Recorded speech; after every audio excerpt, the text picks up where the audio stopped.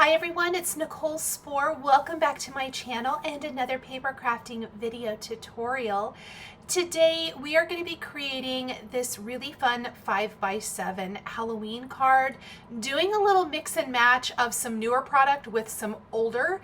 This video is an edited replay of a Patreon live video, so definitely check out the link down below if you'd like to join our Patreon community.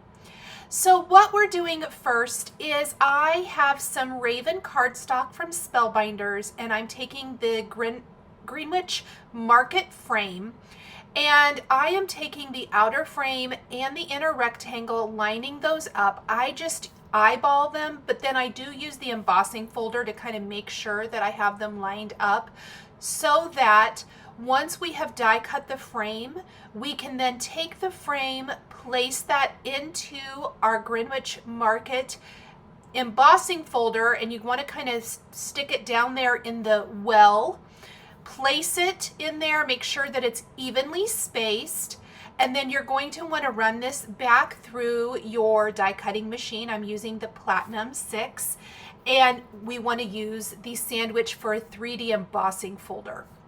The whole goal and look of today's card is decorating this frame and making a Halloween fall spooky-ish type of card, of course, but how to embellish this frame. It is beautiful as is. You can see the detail there. The embossing is gorgeous. This is one of my favorite newer products because it just works with everything. So what we're going to do today is we are going to embellish the frame, kind of give it a gilded look with a clear embossing ink and some antique gold embossing powder. I also think a white ink pad over this, that's what I was showing there, would give you a completely different look. That would be fun. I've also used the Deco Art pens to draw directly onto the embossed areas. This is going to be a little bit quicker, a little bit more messy, I would say, maybe more distressed, if you want to call it that. So I am just simply taking my ink pad, rubbing it over the embossed areas. I'm trying not to rub it too hard. I don't want the embossing necessarily in the smooth areas of the cardstock. Some is going to be okay, and some maybe more than others, and again, it's all okay. And then we're going to sprinkle on the embossing powder, and we're going to heat emboss. This is going to draw attention to those raised areas, those embossed areas, excuse me, in our frame. And that is the look I'm going for. You could choose to do any color of cardstock as the background there, and you're going to get different results with each one. Now, as I'm working, I'm going to go ahead and heat set where I've already been. And I like to heat the back of the cardstock as well as the front to get a really nice even heating. And then as I get this all embossed, look at that beautiful gilding on our frame, I'm going to go ahead and do the other half. So that is what we're going to do for the frame. It's so quick and easy. I did wipe off my desk there just to make sure I don't accidentally, oh, that's my white ink pad. Don't use the white ink pad there, Nicole. So I'm going to go ahead and rub the rest of the ink pad on the other half of the frame and heat set that. So we're going to set this aside, and we're going to work on the background of our card, and then we're going to assemble all of the pieces. We're kind of mixing and matching a bunch of different elements for today, and you can see I got a little heavier handed down there in the bottom corner, but it's all good. I actually really love it. I think it turned out amazing. And you could even do a little bit darker if you want, so that just some of those more recessed areas maintain a little bit of the black, but not a ton, and give you a really gorgeous gold gilded frame. So absolutely one of my favorite techniques with this particular embossing folder, or any embossing folder frame like this.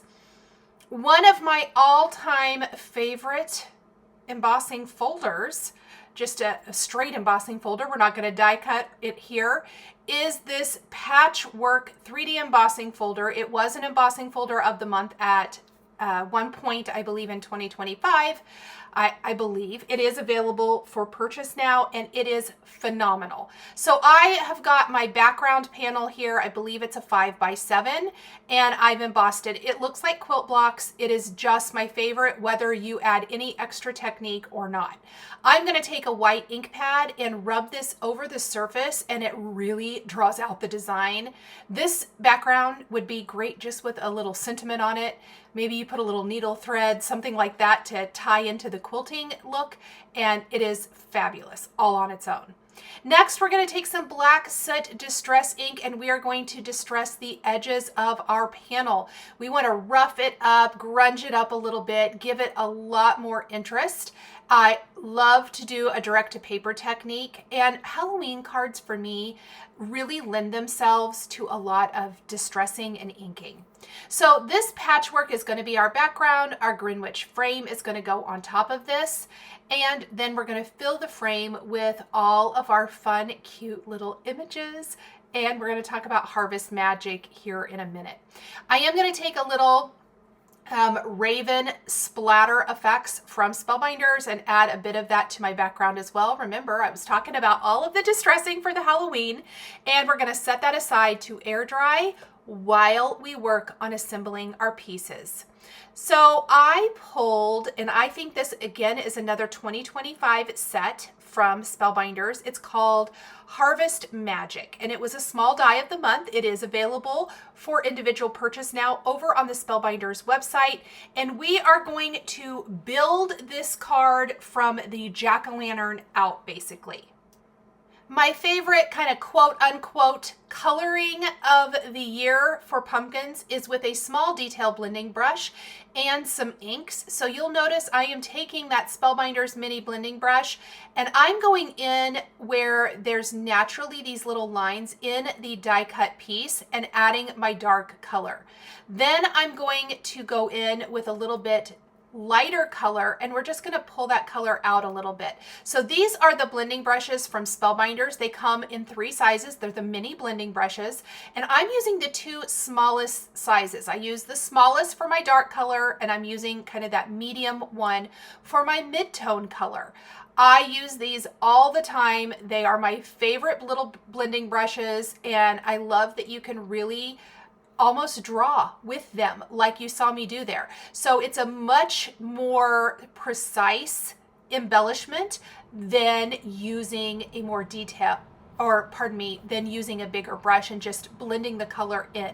And it gives fabulous results for our jack-o'-lanterns and pumpkins. Look how gorgeous that looks. Now it will mute a little bit as that color dries and absorbs into the cardstock, but you're still going to maintain that beautiful embellishing for your jack-o'-lantern.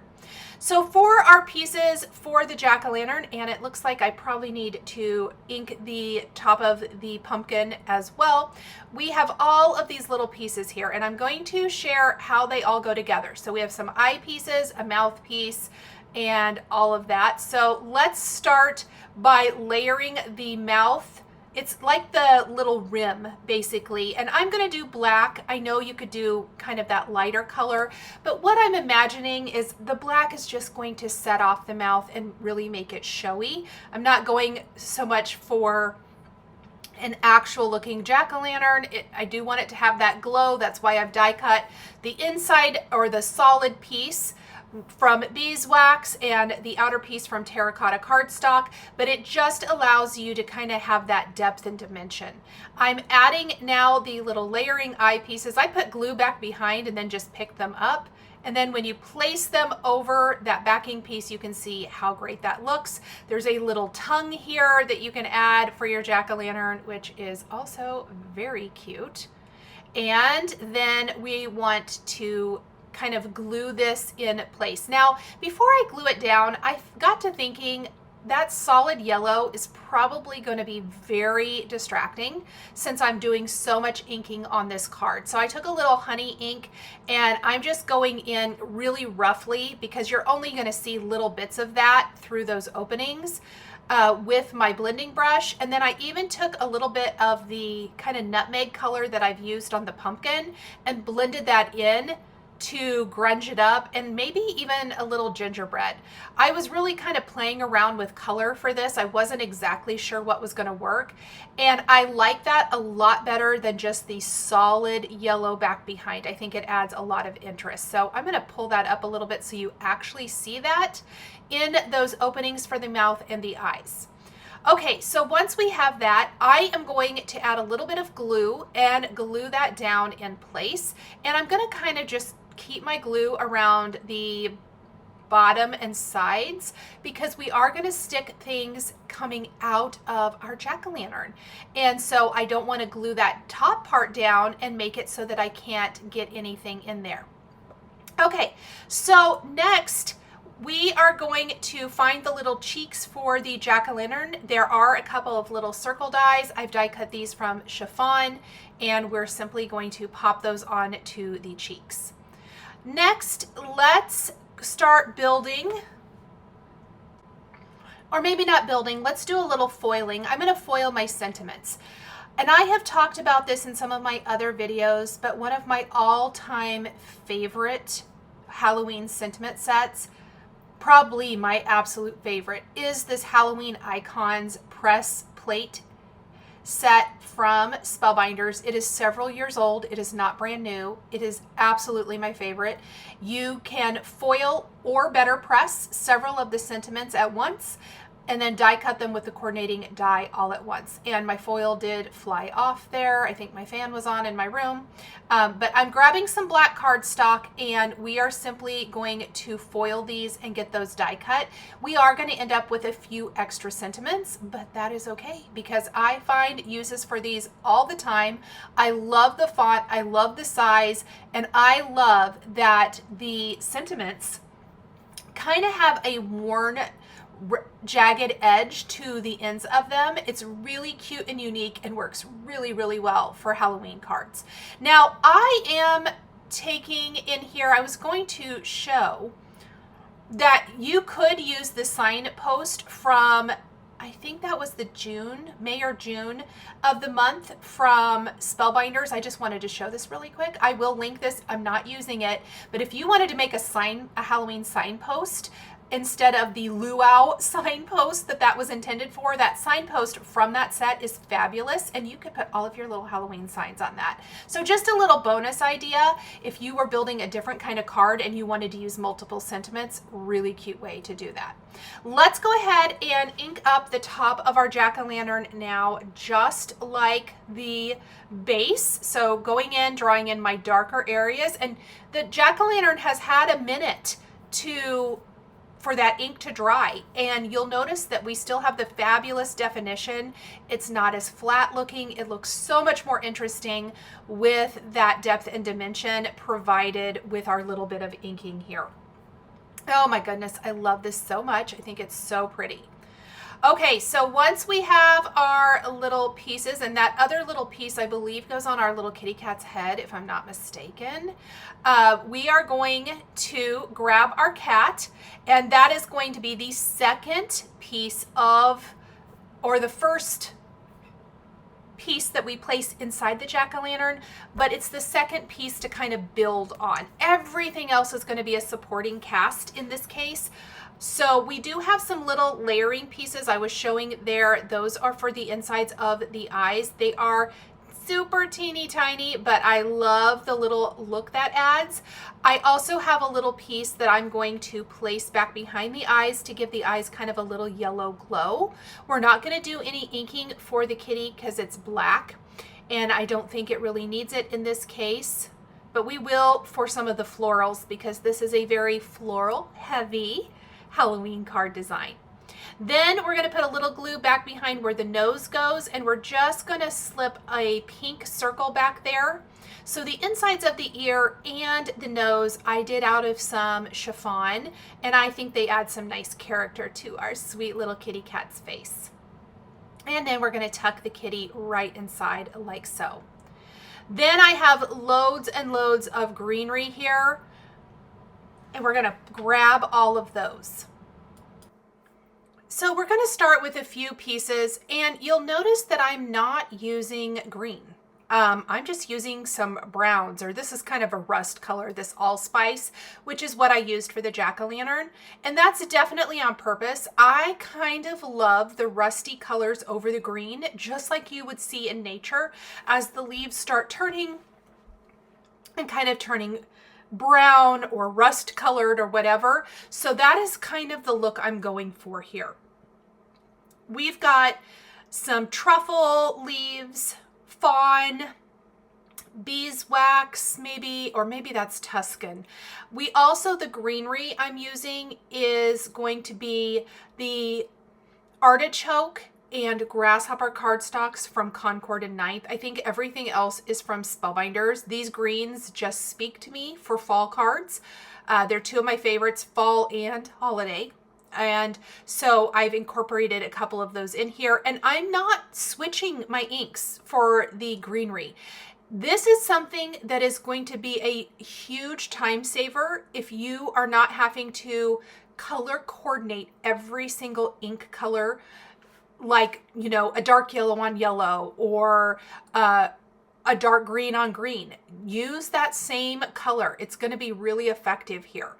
Next, I'm going to add some layering pieces to these stems. We're going to be pulling in some red. You're going to notice some pretty purples, you know, just those rich autumn colors is what I'm going for. And we're going to build a really beautiful floral arrangement basically around this jack-o'-lantern, but then we're going to pull in some spooky elements like skulls and ghosts.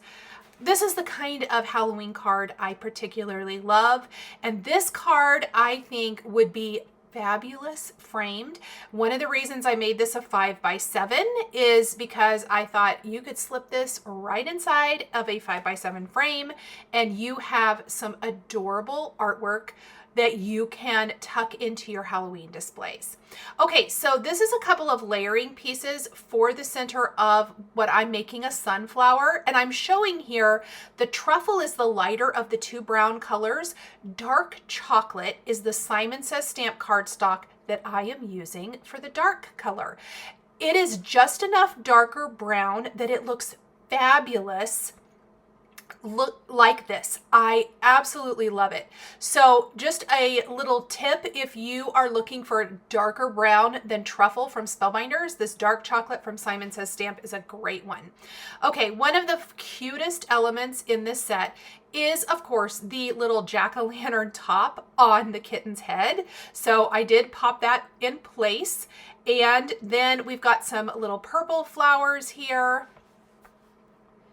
We've got our little skull. There's a layering piece back behind to do the eyes so that they are black.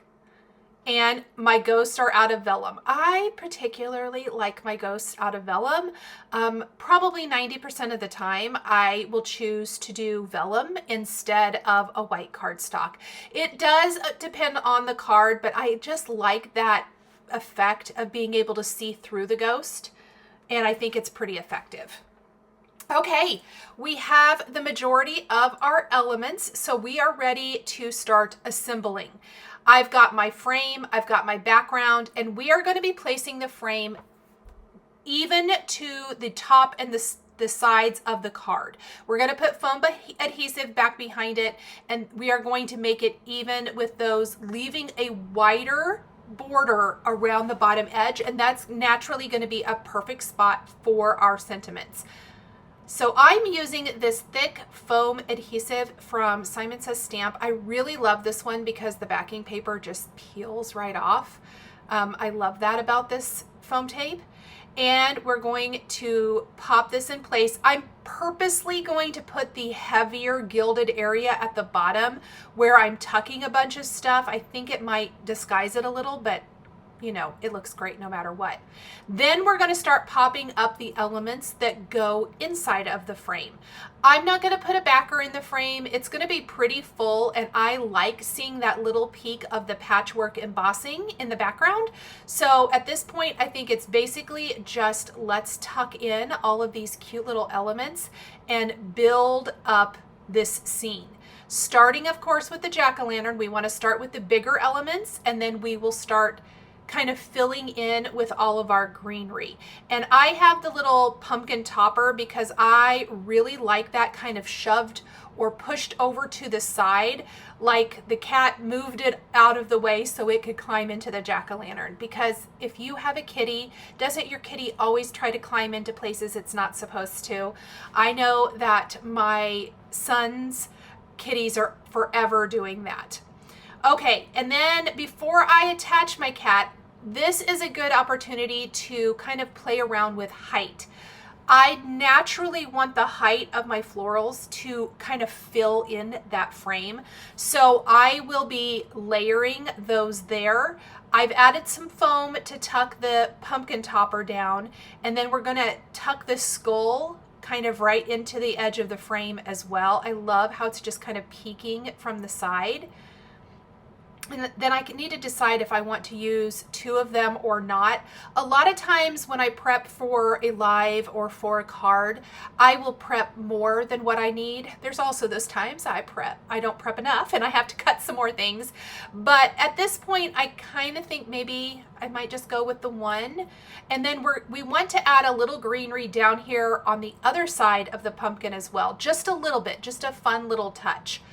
I will add an additional little purple flower stem so that there's 3 of those total.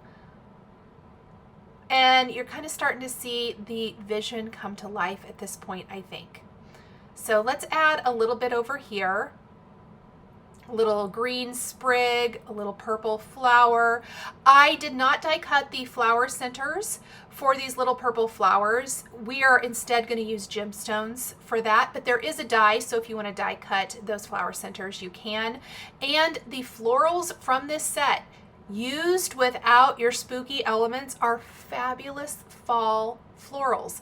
I don't know about you, but there are a lot of times that I go searching through my supplies looking for particular florals, especially this size of florals, to use for different cards. These are going to be fabulous. The leaves are fabulous. The little flowers are fabulous. Those long sprigs, the leafy branches. This is going to be a set that you can reach for again and again. Okay, so this is how it's looking. I'm really happy with this, but I definitely need like another height back behind the cat. I need a third purple flower to even out that, and I think I'll be a little bit happier. So let me go die cut a couple more things and I'll be right back. So we're going to add in that third kind of berry branch, and that one little thing makes it look so much fuller and so much better. And then I am going to tuck in this third little purple flower, and again, I like that too. So all of that looks fabulous. Now, we don't want to forget to add in our ghosts. I also have additional leaves. I ended up not liking those truffle leaves, so I don't think I'm going to use those. And I realized I hadn't glued the cat down because I had been waiting while I did the rest of my greenery to kind of see what I thought. Oh, I do kind of like that one brown little leaf there. Okay, so I ended up using one of them. We're going to put a little foam back behind the cat's head to secure that, maybe a couple foam squares. There we go. And now our cat is secure. So we have all of our sentiment strips, and it's time to pick out which ones we want to use.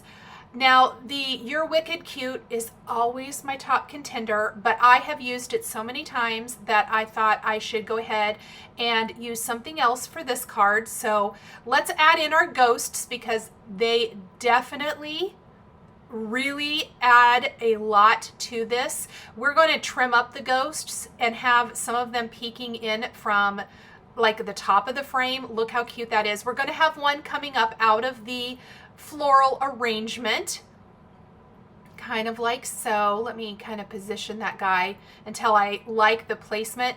And then I think if we have one kind of coming out the outer side of the frame, so we'll just trim that one again, that looks cute too.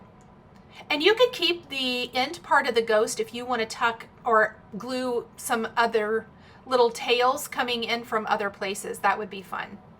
So I'm just gluing all of these little guys down, and I love it. I just think it's so stinking cute. We're gonna add these foam strips now with some adhesive, and I like to play around with the placement. I love adding a couple of sentiment strips here. I really like I Would Never Ghost You. I think that works really great with the little ghost in this scene. And then you can kind of come up with Happy Haunting or Happy Halloween, whatever you want to use there. And there's the You're Wicked Cute. I use that one probably every year since this has come out. I've used this one.